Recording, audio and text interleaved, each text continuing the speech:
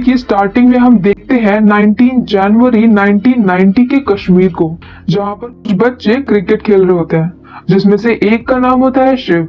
यहाँ पर रेडियो में सचिन की बात चल रही थी, जो कि अपने क्रिकेट के मैच में काफी अच्छा परफॉर्म कर रहा था। यहाँ पर शिव ने भी अच्छा परफॉर्म किया था, तो वो सचिन का नाम खुशी से चिल्ला करके बोलने लगता है, और एक हिंदू क्रिकेटर का नाम सुनने के बाद वहां पर बहुत सारे लोग उसे मारना शुरू कर देते हैं। और अब यहाँ पर उसका दोस्त अब्दुल आता है और उसे जैसे तैसे बचा करके निकल जाता है। 1990 कश्मीर का वो वक्त होता है जहाँ पर कश्मीरी पंडितों को उनकी जगह पर रहने का हक उनसे छीना जा रहा था, उन्हें मारा जा रहा था, और उनकी वाइफ और बेटियों को वहीं पर छोड़ करके जाने के लिए बोल रहे थे। इस पूरे आतंक को मचाने वाले लीडर का नाम होता है फरूक अहमद दर, जिसका पेट नेम होता है बिट्टा कराटे। ऐसे ही हम अगले सीन में देखते हैं कि एक बेटी और उसकी माँ को एक टेररिस्ट फ्रीडम फाइटर ऐसा बोल रहा था कि वो जाकर के अपने पति से बोल दे कि उसका पति तो वहां से भाग सकता है, पर उसे उसके पीछे अपनी पत्नी और अपनी बेटी को छोड़ना पड़ेगा ताकि वो उसके साथ गलत कर सके। जाहिर है कोई भी पत्नी ऐसा नहीं चाहेगी, तो वो लोग उसे वहीं पर मार देते हैं। और पूरे कश्मीर में इस वक्त यही चल रहा होता है, यहाँ तक कि उन्होंने अपने बच्चों के दिमाग में भी यही सारी बकवास भर करके रखी होती है, और वो लोग भी हमेशा एक ही बात बोलते रहते हैं कि या तो अपने धर्म को कन्वर्ट करके मुस्लिम बन जाओ, नहीं तो यहाँ से भाग जाओ, और नहीं तो वो तुम्हें मार देंगे।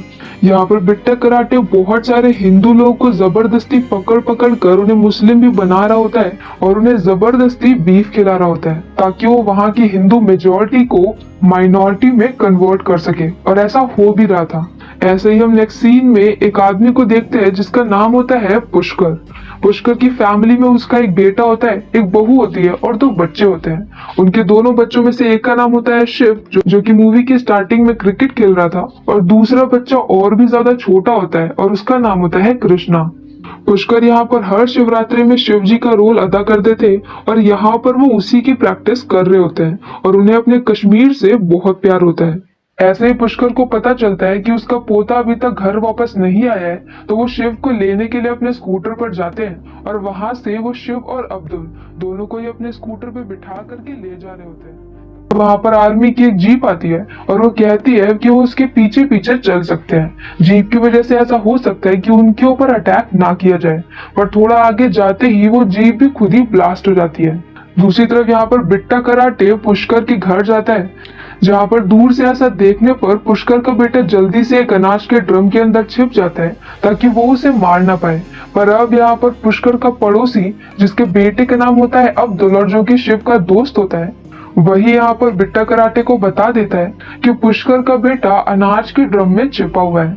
इसके बाद बिट्टा अंदर जाता है और हर किसी को पकड़ लेता है, और पुष्कर को वो उसकी पत्नी शारदा के सामने ही गोलियों से मार देता है, जो कि ड्रम के अंदर बैठा होता है। अब यहाँ पर पुष्कर भी आ जाता है और बहुत ज्यादा दुखी हो जाता है। यहाँ पुष्कर बोलता है कि बिट्टा तो उसको स्टूडेंट था, पर बिट्टा को इससे कुछ भी फर्क नहीं पड़ता है। इसके बाद यहाँ पर बिट्टा देखता है कि पुष्कर के बेटे का खून बह करके नीचे आ रहा होता है, तो वो उसके खून में सने हुए चावल उठा करके शारदा को देता है, और कहता है कि अगर उसने ये चावल खा लिए तो वो उसके बेटों की जान को बख्श देगा, पर अगर ऐसा नहीं किया तो वो उन्हें भी जान से मार देगा। पर ये सीन यही शारदा की नेक्स्ट सीन में हम प्रेजेंट टाइम में ब्रह्मदत्त को देखते हैं, जो कि अभी भी कश्मीर में रह रहा होता है, और यहाँ पर उससे मिलने के लिए पुष्कर का पोता आने वाला था। पुष्कर का पोता कृष्णा अब दिल्ली में रहता था, और पुष्कर की डेथ हो गई थी, तो वो उसकी अस्थियों को लेकर के कश्मीर आता है। यहाँ पर उसके आने तक वहाँ पर कुछ लोग और भी आ जाते हैं, जो कि पुष्कर के ही कभी दोस्त हुआ करते थे, और इनका नाम होता है महेश, जो कि एक डॉक्टर था, हरी, जो कि अपने वक्त में एक डीजीपी था और पुलिस में था, और एक जर्नलिस्ट जिसका नाम मुझे नहीं पता है। यहाँ पर ये सभी लोग दुखी होते हैं क्योंकि पुष्कर इनका अच्छा दोस्त था और अब उसकी मृत्यु हो गई है। पर यहाँ पर कृष्णा को कुछ भी पता नहीं होता है। उसे हमेशा से ही ऐसा लगता था कि उसके माता पिता की मौत एक स्कूटर के एक्सीडेंट में हुई है। कश्मीर में क्या हुआ था और इस सब कुछ में से सच क्या है, कृष्णा इस हर बात से अनजान होता है। अब सीन शिफ्ट होता है कृष्णा के कॉलेज पे, जो कि जेएनयू होता है, जहाँ पर वो अपने प्रोफेसर राधिका से मिलता है। राधिका यहाँ पर बहुत सारे स्टूडेंट्स को भड़का रही होती है कि उन्हें कश्मीर को आजादी दिलानी है और कश्मीर को इंडिया की गवर्नमेंट से खतरा है। ये प्रेजेंट टाइम का वक्त होता है जहां पर आर्टिकल 370 को हटाया जा चुका है और इसी बात से बहुत सारे लोग इसके अगेंस्ट होते हैं और प्रोफेसर राधिका भी इनमें से एक होती है। उसे ऐसा लगता है कि कश्मीर को इंडिया का पार्ट नहीं होना चाहिए और यही बात वो कृष्णा को भी बोलती है। राधिका को ऐसा भी लगता है कि कोई भी जेनोसाइड नहीं हुआ था, कश्मीरी पंडित को मारा भी नहीं गया था। और उसकी बातें सुनते सुनते कृष्णा को भी ऐसा ही लगने लगता है। यहाँ कृष्णा अपनी यूनिवर्सिटी के प्रेसिडेंट के इलेक्शन में खड़ा हो रहा होता है तो राधिका उसे बोलती है कि उसे यहाँ के स्टूडेंट से कनेक्ट करना पड़ेगा और इसके लिए उसे ऐसा दिखाना पड़ेगा कि स्टेट की गवर्नमेंट कश्मीर के लिए एक खतरा है। और इसी तरह से बोलते बोलते वो कृष्णा को मैनिपुलेट करके अपनी साइड में कर रही होती है। और अब सीन शिफ्ट होता है पास्ट में 1989 में।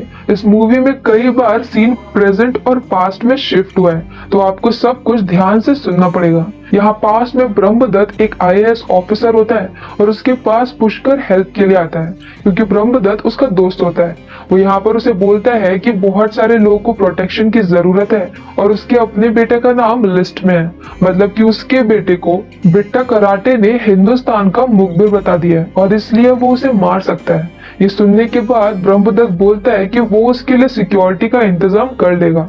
इसके बाद ये लोग पुष्कर के घर की तरफ निकलते हैं जहाँ पर पुष्कर रास्ते में सब्जी खरीदने के लिए रुकता है। यहाँ पर जब वो 100 रुपए की इंडियन करेंसी वाली नोट देता है तो वो सब्जी वाला उसको रिटर्न में पाकिस्तानी करेंसी की नोट देता है और ऐसा करने पर वो ये बोलता है कि तुम जिस कंट्री में रहोगे तुम्हें वहीं की नोट मिलेगी। मतलब कि कश्मीर के वो लोग ऐसा मान चुके थे कि कश्मीर पाकिस्तान का है और वहां पर पाकिस्तान की ही करेंसी चलनी चाहिए। ये देखने के बाद ब्रह्मदत्त उसे तुरंत ही पुलिस वालों से पकड़वा करके जेल में डलवा देता है और वो लोग वहां से आगे निकल जाते हैं। नेक्स्ट सीन में ऐसे ही ब्रह्मदत्त कहीं जा रहा होता है तो वो देखता है कि बहुत सारी मुस्लिम औरतें हिंदू औरतों के खाने का सामान फेंक रही होती हैं और ब्रह्मदत्त भी यहाँ पर उस वक्त इस चीज पर कुछ भी नहीं कर पाता है। इस सब के लिए ब्रह्मदत्त ने पीएम से बात करने की भी कोशिश करी थी पर यहाँ पर पीएम भी उसे ऐसा बोलता है कि कश्मीर सीएम के साथ उनकी बहुत अच्छी दोस्ती है, इसीलिए अगर वो कश्मीरी पंडितों के लिए कुछ भी करते हैं तो इससे उनकी फ्रेंडशिप खराब हो जाएगी। और अब नेक्स्ट सीन में हम देखते हैं कि कुछ एयरफोर्स ऑफिसर खड़े होते हैं जो कि ब्रह्मदत्त के घर के पास में ही होते हैं कि तभी वहां पर अचानक से कुछ ऐसे ही फ्रीडम फाइटर आ जाते हैं जो उन्हें शूट करके मार देते हैं। और वहां पर खड़े हुए पुलिस ऑफिसर कुछ भी नहीं करते हैं क्योंकि वहां के बहुत सारे पुलिस ऑफिसर भी इसी तरह से उन लोगों के सपोर्ट में होते हैं जो कि यहाँ पर हिंदुओं को मार रहे थे। इसके बाद नेक्स्ट सीन में ब्रह्मदत्त यहाँ पर सीएम से बात करने के लिए जाता है जहाँ पर सीएम उसे ही जिम्मेदार ठहराने लगते हैं और कहते हैं कि वो आईएएस ऑफिसर है और यहाँ पर शांति वगैरह देखना उसका काम है। वो उसे समझाने की कोशिश करता है कि उसकी बात नहीं मानी जा रही है और वो कोई भी ऑर्डर को पास करता है तो खुद सीएम के लोग उस ऑर्डर को रोक देते हैं और साथ में ही ऐसे आतंक मचाने वाले लोगों को उसी की पार्टी फंड कर रही है। पर सीएम यहाँ पर उसकी बातों पर जरा भी ध्यान नहीं देता है और अब हम सामने देखते हैं तो वहां पर बिट्टा कराटे खड़ा होता है तो मतलब कि खुद सीएम भी बिट्टा कराटे के साथ ही मिला हुआ है। और अब यहाँ से ब्रह्मदत्त चाहते हुए भी कुछ नहीं कर सकता है क्योंकि पूरी पॉलिटिक्स ही उनके साथ मिली हुई है। और अब सीन शिफ्ट होता है प्रेजेंट टाइम में जहाँ पर सभी लोग साथ में बैठे होते हैं कि तभी वहां पर ब्रह्मदत्त की वाइफ कृष्णा को उसके मम्मी पापा की फोटो दिखाती है क्योंकि अभी तक कृष्णा ने अपने माँ बाप की फोटो भी नहीं देखी थी क्योंकि जिस वक्त से भागे थे उस वक्त उनके पास इतना वक्त नहीं होता है कि वो अपने साथ कुछ सामान को भी ले सके।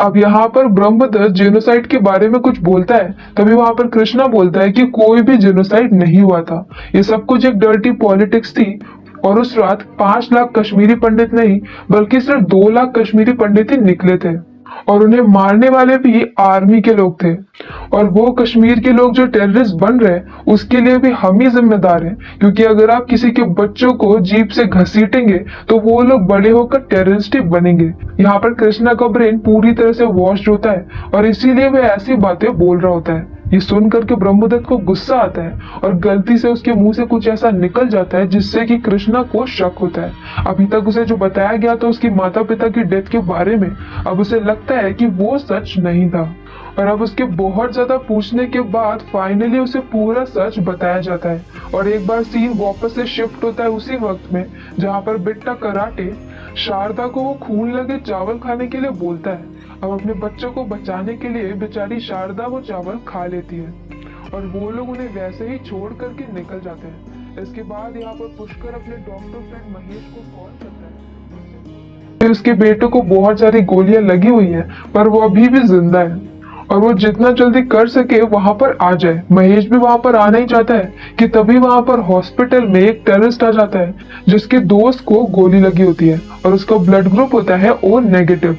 वो नेगेटिव यहाँ पर किसी भी डोनर का ब्लड ग्रुप नहीं होता है, तो वो जबरदस्ती एक पेशेंट का ही खून निकालने लगते हैं। एक बोतल खून निकालने के बाद भी वो जानबूझकर और ज्यादा खून निकाल रहे होते हैं ताकि उस पेशेंट की वहीं पर डेथ हो जाए। और ये खून भी बोतल से निकल करके जमीन पर गिर करके वेस्ट हो रहा होता है और इसी तरह से उस बेचारे मरीज की भी डेथ हो जाती है। और महेश भी पुष्कर के पास नहीं पहुंच पाता है और पुष्कर के बेटे की भी मृत्यु हो जाती है। ये बात वो कॉल करके ब्रह्मदत्त को बोलता है और साथ में ये भी बोलता है कि जब पूरे इंडिया के साथ भी ऐसा ही होगा तब याद रखना कि ब्रह्मदत्त भी उन्हीं लोगों में से एक होगा जिनकी वजह से ऐसा हो रहा है। ये सब कुछ पता चलने के बाद डीजीपी हरि तुरंत ही यहाँ पर पुष्कर के घर की तरफ को जाते हैं, जहाँ पर उन्होंने 2 पुलिस वालों को सिक्योरिटी के लिए लगाया होता है। पर वो पुलिस वाले ये बोलते हैं कि वो लोग भी बिट्टा कराटे के साइड में है और इसीलिए उन्होंने शूट नहीं किया था। डीजीपी को यह भी पता चलता है कि अब पुष्कर अपनी बची हुई फैमिली के साथ यहाँ से निकल चुका है। पुष्कर को ले जा रहा होता है वही जर्नलिस्ट और वो इसे एक ऐसे आदमी के घर पे लेकर के जाता है जो कि ऐसे लोगों की हेल्प करता है। और वहां पर ऐसे ही दूसरे बहुत सारे लोग भी होते हैं जो इसी तरह से अपनी जान बचा करके भागे होते हैं। यहाँ पर वो आदमी इन सभी लोग को समझाता है और फिर ये लोग बहुत ही धीमी आवाज में भारत माता की जय बोलते हैं, क्योंकि वहां पर वो ऐसा कुछ जोर से भी नहीं बोल सकते थे, वरना इसके लिए भी उन्हें मार दिया जाता। कि तभी वहां घर के सामने वही टेररिस्ट में से कुछ लोग आते हैं और कहते हैं कि आप हमारे साथ चलिए और यहाँ पर आज आप सेफ नहीं है।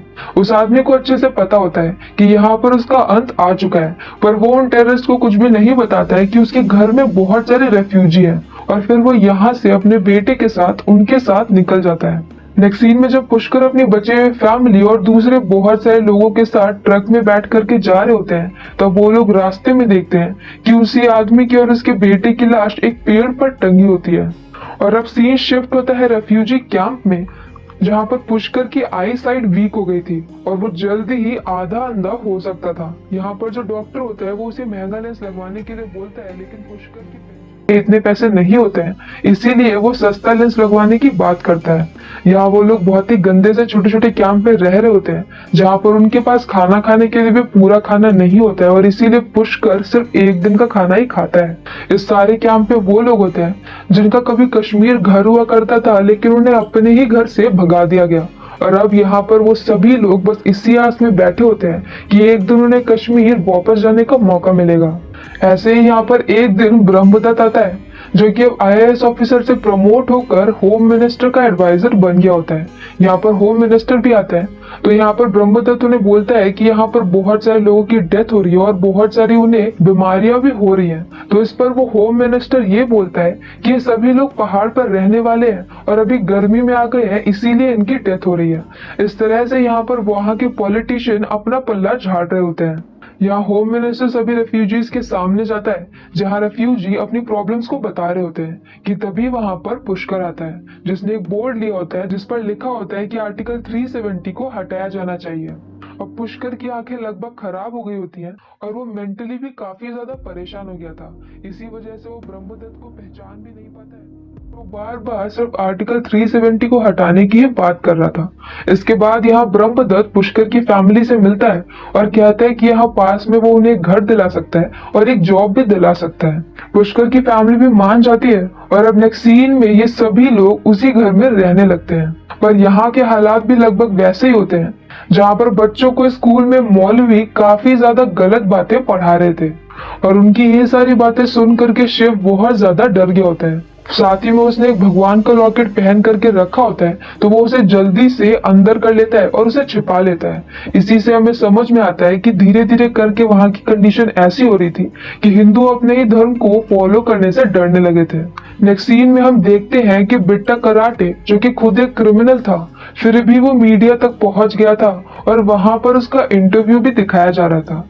यहाँ पर बिट्टा कराटे ये बोलता है कि उसने सिर्फ 20-30 लोगों को मारा है और उन लोगों को उसने इसलिए मारा है क्योंकि वो लोग आरएसएस के थे और वो खुद को एक फ्रीडम फाइटर बोलता है। और ये सब कुछ देख करके पुष्कर को बहुत बुरा लगता है, क्योंकि वो कई वक्त से कोशिश कर रहा था कि वो प्राइम मिनिस्टर से बात कर पाए, लेकिन एक आम आदमी का प्राइम मिनिस्टर तक पहुंचना बहुत मुश्किल होता है, और जब वो कोई सही बात कर रहा हो तब तो और भी ज्यादा मुश्किल होता है। अब यहाँ पर प्रेजेंट टाइम में कृष्णा ये सारी बातें सुन करके बहुत ज्यादा परेशान हो गया था, क्योंकि वो जिस कॉलेज से आया था वहां पर उसे कुछ और ही सिखाया जा रहा था, और अब कश्मीर में आकर के उसे जो सच्चाई पता चल रही है वो बिल्कुल अलग है। यही सब सोचते सोचते उसे याद आता है कि कैसे मरते वक्त उसे पुष्कर ने कहा था कि उसकी अस्थियों को ले जा करके उसके कश्मीर वाले घर में ही बिखेर देना, क्योंकि उसका एक ही सपना होता है कि वो एक दिन वापस अपने कश्मीर के घर में जा सके, जो कि उसके मरते मरते भी पूरा नहीं हो पाता है। और यही रीजन होता है कि कृष्णा पुष्कर की अस्थियों को लेकर के कश्मीर आया था। यहाँ पर वो कश्मीर जा रहा है, ये बात वो जाकर के प्रोफेसर राधिका को बताता है, तो वो उसे कहती है कि वो अपने फोन में रिकॉर्ड करे कि कश्मीर के लोग क्या बोलते हैं। साथ ही में वो उसे बिट्टा कराटे से मिलने के लिए एक नंबर भी देती है, मतलब कि वो खुद भी बिट्टा कराटे की तरह है और उसी के साइड में है, और इसीलिए वो प्रोफेसर होने के बाद भी यहाँ के स्टूडेंट को मैनिपुलेट करती है। यहाँ प्रेजेंट टाइम में कृष्ण और पुष्कर के सारे दोस्त पुष्कर के उसी पुराने घर में जाते हैं, जहाँ पर उसके शिव जी के मंदिर पर शिव जी की मूर्ति को हटा दिया गया था, और वहां पर वही झंडा लगा दिया था जो कि 30 साल पहले 1990 में टेररिस्ट लगा रहे थे। अब यहाँ पर वो लोग इस झंडे को हटा देते हैं, और अब कृष्णा यहाँ पर पुष्कर की अस्थियों को बिखेर देता है, और फाइनली पुष्कर अपनी डेथ के बाद अपने घर वापस कश्मीर पहुंच चुका होता है। इसके बाद ये लोग वहां से निकल जाते हैं, और अब पुष्कर जाता है बिट्टा कराटे से मिलने के लिए। यहाँ पर जिस बोट में वो बैठता है उस बोट को चलाने वाला अब्दुल होता है। अब्दुल वही शिव का दोस्त। यहाँ पर अब्दुल उसे बोलता है कि वो फोन में रिकॉर्ड करे, और फिर अब्दुल बोलता है कि वो कभी भी कश्मीरी पंडितों के अगेंस्ट में नहीं था, और साथ में उसके पिता तो कश्मीरी पंडित के अच्छे दोस्त थे। उसके पड़ोसी एक कश्मीरी पंडित थे जिनका बेटा शिव उसका दोस्त था, और जब वो लोग वहां से थे तब उसके पिता ने उन लोगों की काफी ज्यादा हेल्प की थी, जो कि बिल्कुल ही झूठ होता है, और हमें ये बात पता है क्योंकि बिट्टा कराटे को अब्दुल के पिता ने ही बताया था कि पुष्कर का बेटा अनाज के ड्रम में छिपा हुआ है, तो वो तो उसकी हेल्प नहीं कर सकता। यहाँ पर हमें ये समझ में आता है कि उस वक्त अब्दुल तो छोटा था, तो हो सकता है कि उसे पूरा सच ना पता हो, और बड़े होते होते उसके पिता ने उसे यही सब कुछ सिखा दिया हो कि उन्होंने उसे हेल्प की थी और कश्मीरी पंडित अपनी मर्जी से ही भाग रहे थे। अब यहाँ पर कृष्णा बिट्टा कराटे से मिलता है, जहाँ पर बिट्टा कराटे भी यही बोलता है कि उसने किसी को भी नहीं मारा था, और कश्मीरी पंडित खुद ही ये जगह छोड़ करके जा रहे थे, और उन्हें मारने वाले आर्मी ऑफिसर्स थे। और वो यहाँ पर अपना कंपैरिजन भगत सिंह, राजगुरु और सुखदेव जैसे बड़े बड़े फ्रीडम फाइटर से कर देता है। और ये सब कुछ सुनने के बाद एक बार फिर से कृष्णा को यही लगता है कि जो वो कह रहा है वो सही है, और इसी बात पे जाकर के वो ब्रह्मदत्त से झगड़ा भी करता है। वो उसे कहता है कि ऐसा कुछ भी नहीं हुआ था, मतलब कि कोई भी जीनोसाइड नहीं हुआ था, और कश्मीरी पंडितों को मारने वाले आर्मी के ऑफिसर्स थे। ये सुनने के बाद अब ब्रह्मदत्त को बहुत गुस्सा आता है, और वो उसे 3 फाइल दिखाता है। इन 3 फाइल में आज तक जितनी भी न्यूज निकली होती है कश्मीरी पंडितों के साथ क्या हुआ है इसके बारे में, उसने सबके कटआउट चिपका करके रखे होते हैं। और ये सब कुछ देखने के बाद फाइनली कृष्णा को समझ में आता है कि रियलिटी में उनके साथ क्या हुआ था। यहाँ पर उसकी माँ शारदा और उसके भाई शिव की भी फोटो होती है, जिसे कि बिट्टा कराटे ने ही मार दिया था। और अब यहाँ से सीन शिफ्ट होता है दोबारा से उसकी यूनिवर्सिटी में, जहाँ पर अब वो वापस आ चुका था, और यहाँ पर प्रोफेसर राधिका प्रॉपर एक सॉन्ग गा रही थी जो सभी स्टूडेंट को कश्मीर को लेकर के मिसगाइड कर रहा है। लेकिन जब आप कोई भी बातें किसी गाने में सुनते हैं तो जाहिर है कि वो आपको याद रह जाती है, और इसी तरीके से स्टूडेंट को मिसगाइड रियल में भी किया जाता है। यहाँ पर कृष्णा को देखने पर प्रोफेसर राधिका को लगता है कि अब वो उसी के साइड में बोलेगा, तो वो उसे माइक दे देती है और स्पीच बोलने के लिए कहती है। और अब यहाँ पर कृष्णा बोलता है कि बहुत सालों पहले एक ऋषि मुनि कश्मीर गए थे जिनका नाम था ऋषि कश्यप, और वहां पर जाकर के उन्होंने बहुत वक्त तक साधना की थी, जिसके बाद उन्हें ज्ञान मिला, और उन्हीं के नाम पर इस स्टेट का नाम पड़ा। ऐसे ही करते करते बहुत सारे ऋषि मुनि और बहुत सारे ज्ञानी लोग कश्मीर में गए, और वहां पर उन्होंने रिसर्च की, और इसी तरह से बहुत सारे पंडितों ने मिल करके कश्मीर को बसाया। पर एक दिन वहां पर कुछ इस्लामिक आए जो कि शुरू में तो वहां पर शरण लेने के लिए आए थे, और कश्मीरी पंडितों ने उन्हें रहने भी दिया, और धीरे धीरे करके उन्हें पता चला कि कश्मीर कितना ज्यादा खास है, और फिर उन्होंने वहां पर कश्मीरी पंडितों के ऊपर अटैक करना शुरू कर दिया। उन्होंने कश्मीरी पंडितों को मारा, उन्हें जबरदस्ती कलमा पढ़वाया और उन्हें बीफ खिलाया, उनकी बेटी और उनकी वाइफ के साथ रेप किया। और इसी तरह से धीरे धीरे उन्होंने मेजॉरिटी में रहने वाले कश्मीरी पंडित को वहां पर माइनॉरिटी में बना दिया और 5 लाख कश्मीरी पंडित वहां से भाग गए। आज हमारे पास तो पूरी पूरी आजादी है कि हम यहाँ से अपने घर जा सकते हैं और कोई हमें रोक नहीं सकता अपने घर जाने के लिए, लेकिन कश्मीरी पंडितों को उनके घर से निकाल करके भगा दिया गया और अब वो अपने घर भी नहीं जा सकते थे। उसकी इस पूरी स्पीच में कई बार लोगों ने उसे रोकने की कोशिश भी की, पर अब कृष्णा को सच में आ गया था और वो इसीलिए बिना रुके बोलता रहा। अब उसने अपनी माँ की और अपने भाई की भी पूरी स्टोरी सुनाई और इसी के एंड में ये सीन यहीं पर कट हो जाता है और नेक्स्ट सीन में हम पास्ट में उसी जगह को देखते हैं जहाँ पर पुष्कर अपनी बची हुई फैमिली के साथ रह रहा होता है। एक दिन यहाँ पर बिट्टा कराटे आता है और वो यहाँ पर आर्मी की ड्रेस पहनकर आता है। वो यहाँ पर बचे हुए आर्मी ऑफिसर से बोलता है कि उनकी ड्यूटी शिफ्ट हो गई है। इसी के साथ वो वहाँ के पूरे आर्मी के एरिया पर कब्जा कर लेता है और फिर वो लोग यहाँ पर शारदा को और हर किसी को मार देते हैं। ये सीन बहुत ही ज्यादा कड़वे सच और इमोशनल वाला होता है, तो इसे एक्सप्लेन करना या फिर देखना काफी ज्यादा मुश्किल होगा। और यही इस मूवी का लास्ट सीन होता है जहाँ पर सारे बचे हुए कश्मीरी पंडित भी मारे जा रहे थे। तो अगर आप लोगों को कश्मीरी पंडित के साइड से सारा सच देखना है तो प्लीज एक बार इस मूवी को जरूर देखिएगा। तो मिलते हैं नेक्स्ट वीडियो के साथ।